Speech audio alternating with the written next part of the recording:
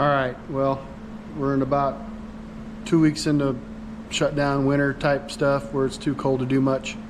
We're gonna come in tomorrow. We got a countertop to start. I'm gonna go through everything with you guys and show you how we do it. All of the tables that we have, we store them up in there like so. Put them on sawhorses. Those kind of, when they're all spread out everywhere, they kind of get in the way. So we stack them up there until there's a project, and then we'll get them out. I like to store some of the equipment up in the inside.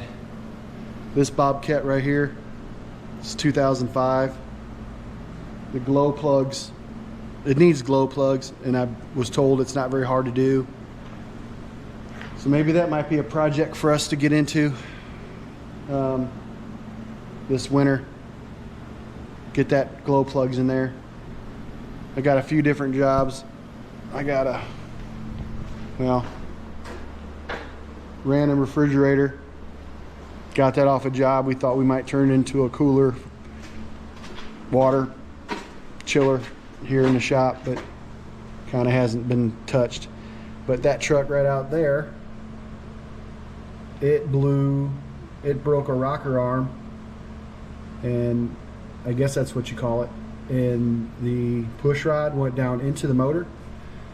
So I was told that, yeah, you could go through all the trouble of getting that all repaired and however that works, but just to put a new motor in it, because you're going to be using it, and it's 2015, so it doesn't even have a lot of miles on it. So I know we haul a lot and we're hard on them, but I don't really understand why it didn't last a little longer. I wish it would have. Maybe maintenance, I don't know. We try to do our best on the maintenance, but sometimes that gets pushed to the wayside. But here's a couple other new rigs that we bought. We bought that 3500, that little dump truck next to it. It's got 4,000 miles on it, and it's already got a couple things done to it from employee abuse. I think I got it wrapped up and fixed. It's only on the bed though, not the truck itself. Just the steel on the bed. And then that's our truck we use for hauling tools around. Ryan drives that truck.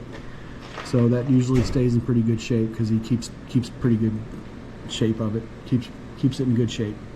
Anyway, I came in here today. It's like I think it was 2 degrees at my house this morning. I think it's going to get up to close to 30 today. So I came in here today because I'm going to have some guys come in tomorrow and work on this top and do some things around. So I figured I'd just get a jump on it and kind of clear some spots, sweep up a little bit, move some of the stuff that just gets shoved in here. Maybe run this snow plow. I bought this snow plow here. I don't know, like 2 years ago when I bought the machine. I can't remember, like a year and a half. 2 years. And we haven't had snow, but this is the first year that I was able to use it. So I might give you guys a taste of what it looks like when you're pushing snow. With that, most of that is ice. So once that starts thawing, mostly tomorrow, it's supposed to be 46 degrees tomorrow, and then drop back down to like 28 and lowest 7 and stuff. So just enough to wet your whistle. But we'll get this going. I got a shop down below, down there, that has a Bobcat and an excavator in it. It's really nice to have these enclosed places to keep things out of the weather. It's a blessing. But I'd really like to find a way to make some more revenue off this lot that we have, this shop. It's a good shop. It's right, I mean, those are snow piles and stuff, so that's just snow. We do concrete countertops and tabletops, and that's where our excess stuff goes right there. But we're right on the highway. See right here?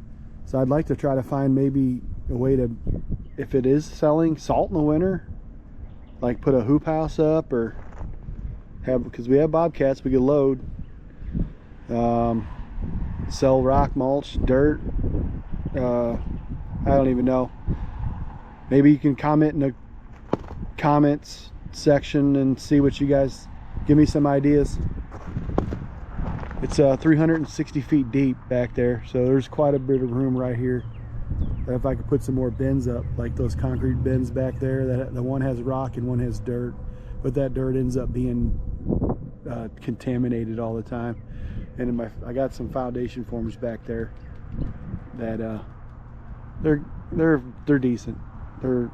Some of them are getting old, and I keep buying new ones and kind of filling in. But I tell you, that's one thing that has gotten expensive is foundation forms, 4-footers, very expensive. So, and well, it sounds like it is something going on with the bells. Must be some type of church or something. I guess that church maybe. I'm never here during the day. We're always out and about. So yeah, this is what a concrete yard looks like. Enough wheelbarrows. Look at all them wheelbarrows. Oh yeah. And that Big Sexy, we call her Big Sexy. She's plugged in and winterized for the winter. So I've came out here and started a few of these trucks throughout the time. Winter here. And that one down there, I need to probably start. Well, I'll start it when it gets closer to 30 degrees today. But that is a 2003. That's my original truck, OG, that my wife surprised me with when we first started our business. We started in 2003, and that's a 2003. So that's a 2004 trailer right back there that's still functionable. We never use it, but it's still functionable. And I have these two Cronkite trailers right here that we use a lot. And that enclosed trailer, that's for our MT. Inside of there, it has a shelf and stuff. We put our extra buckets and whatever else. And the trash man is probably not going to be looking to haul away any trash anytime soon. Probably scared to get stuck. He does have a key to that gate, but trash men are pretty finicky, which I understand. It's a job that most people don't want to do, but it's a necessity that gets taken for granted. So you try not to complain too much to the trash man. You always want your trash man on your side. You want him to be your friend. So all right, I'm gonna come in here, get out of your face. And I got this beard growing. I might shave it, I might not. It's cold, it's nice and warm on your face when you have it. So this here is this is a pretty good, we built an axe throwing wall in our shop out of 2 big old pallets that we got. I think those, I don't remember what those pallets had. I think drywall, some thick drywall out of a warehouse that we did. But we made this axe throwing wall for a Christmas party, and we use it every year. We have a smash room that we do for my family. Instead of spending a bunch of money renting a place, we just all come here and smash stuff. We usually have it like laying right in here. And my buddy Matt Penrod, he comes up here and helps out, getting things lined up and straightened up, and getting for our smash time for our family. I really appreciate it. But I'm never going to take that down. That comes in such handy when something happens, you need to get a little frustration out, throw an axe at something. It's always good to have an axe wall. All right, well, I'm gonna put you down. I'm gonna keep on straightening it up here a little bit, and I'll start up again here in a little while. We might do some how-tos. Maybe start with the countertop stuff on building the tables and making sure they're level, and cutting melamine for our stuff. And maybe this, I can get some I can do a little how-to on your foundation. Maybe I'll bring a couple foundation forms up here and kind of lock them together and show you guys how they work, how they go together. Something like that to keep us busy for the winter, make this fun. So we can go with that. We got, here's something I just noticed. We got these table bases that we made. Ortmann Woodcraft made those, and those are where our concrete tables sit on. Those are demos. They look like that. So, and I do see that our board is still under there. We did a game where you bounce a ball and it goes into the cups, and they tilted the top to so the ball would bounce that way because it's flat, you know. So, all right. Well, I'm gonna get to work here. I'll turn you all on in a little bit, and we'll make some type of video out of this.